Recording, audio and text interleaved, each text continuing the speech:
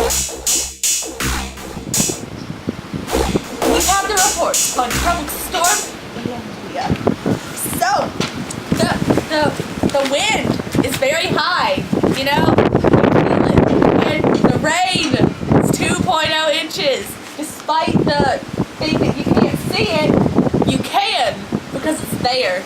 And there's still clouds if you look in the sky. And it has passed Charleston and is heading towards us with high winds and rain. And behind me is the Bald Head Island Marina. It is not being affected too bad right now, but it was earlier. It has really affected Florida, and we hope for the best. I guess so. Now, we go live with Grace out on East Beach.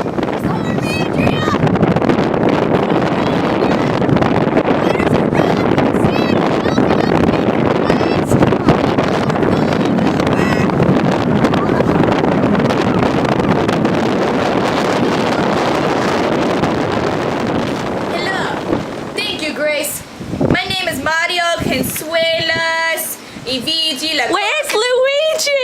We lost him in the storm.